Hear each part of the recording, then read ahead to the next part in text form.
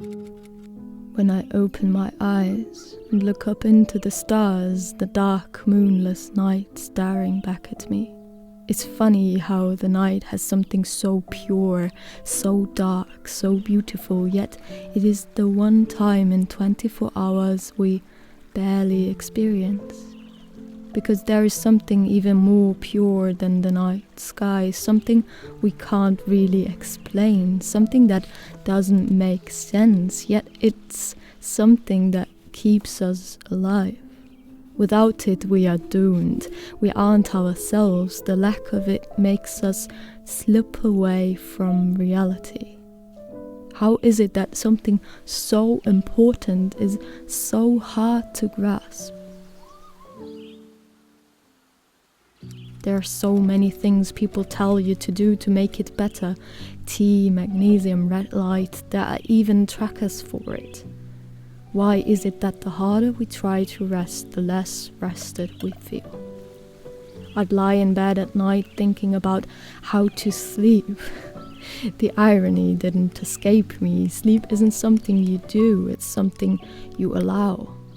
But I was living like rest was a reward, something I had to earn by pushing myself all day. When did rest become something we have to deserve? It took me a long time to realize. My sleep didn't need more control, it needed more trust, more softness, more space. I didn't need a new nighttime routine, I needed a new daytime rhythm.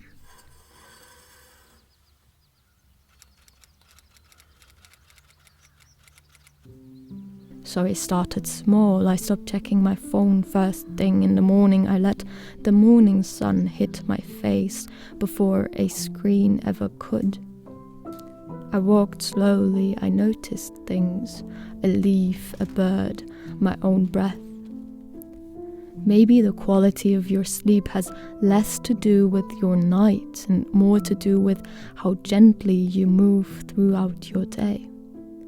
I ate slower, I stopped multitasking, I let silence be enough. No music, no podcast, just wind, just snow, just the sound of boiling water. And when night came, it wasn't something I had to prepare for, it was just the next natural thing. What if sleep isn't something to fix, but something to return to?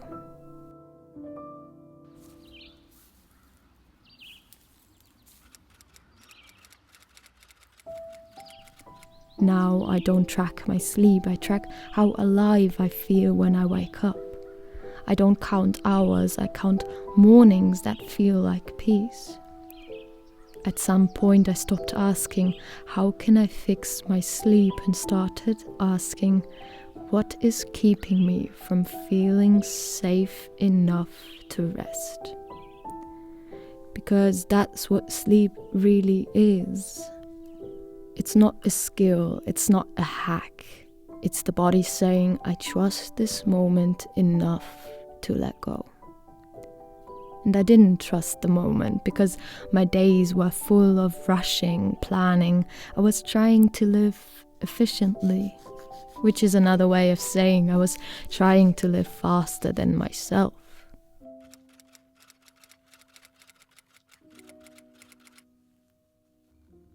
How can you expect your nights to feel calm if your days never do? So I started in the morning, not with a 5 a.m. morning routine, not with productivity or plans, just with one promise.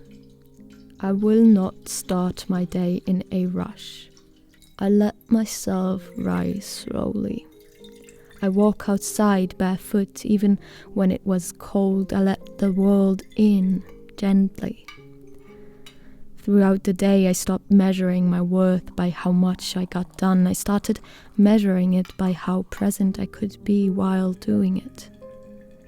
When I cooked, I noticed the smell of herbs. When I walked, I listened to the sound of leaves crunching.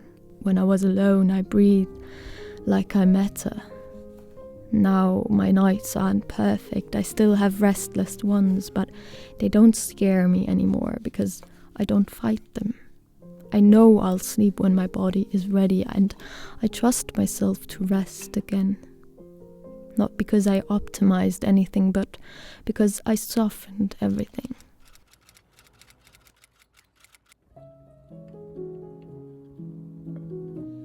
So no, you don't need a new nighttime routine. You need a new relationship with rest. One that begins the moment you open up your eyes. So if you're struggling to sleep, maybe don't start with the sunset. Start with the sunrise. Start with how gently you speak to yourself. How slowly you can chew. How deeply you breathe when no one is watching. Because the best sleep doesn't come from optimizing it. It comes from surrender. And maybe that's not just true for sleep, maybe that's true for life.